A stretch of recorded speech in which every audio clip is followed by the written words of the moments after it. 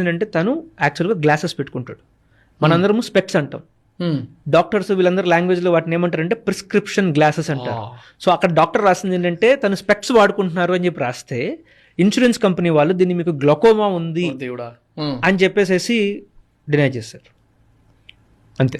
So మేమేంటంటే ఇప్పుడు ఆ క్లియర్గా ఆ 2 లెటర్స్ క్లియర్గా మేము ఏంటా అని పట్టుకొని దెన్ మేము ఆ ఇన్సూరెన్స్ కంపెనీ దగ్గరికి వెళ్ళి ఆర్గ్యూ చేసి అప్పుడు ఆ క్లెయిమ్ ఇంప్రూవ్ చేయించగలిగాం.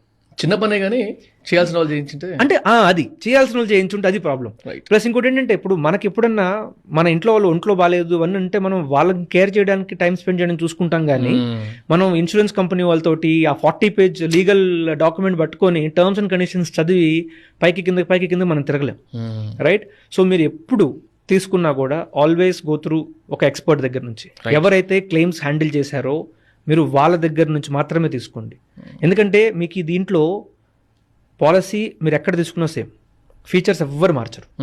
ఓకే, ఈ పాలసీలో ఈ 10 ఫీచర్స్ ఉన్నాయి, దీనిలో 10 lakhs కవర్ ఉంది అంటే మీరు ఇండియాలో ఎక్కడికి వెళ్ళి తీసుకున్నా కూడా సేమ్. తర్వాత ఆఫ్లైన్ తీసుకున్నా ఆన్లైన్ తీసుకున్నా సేమ్, ప్రైస్ ఎక్కడ తీసుకున్నా సేమ్, ఎవ్వరు డిస్కౌంట్లు ఇవ్వడానికి లేదు. ఎవరైనా డిస్కౌంట్ ఇస్తున్నారని చెప్తున్నారు అంటే ఆ డిస్కౌంట్ అన్ని చోట్ల కూడా ఉంటుంది, లేదు అంటే వాళ్ళు మిమ్మల్ని ఒక్కరిని పిచ్చోళ్ళని చేస్తున్నారు. ఎందుకంటే IRDA క్లియర్గా ప్రొహిబిట్ చేస్తుంది.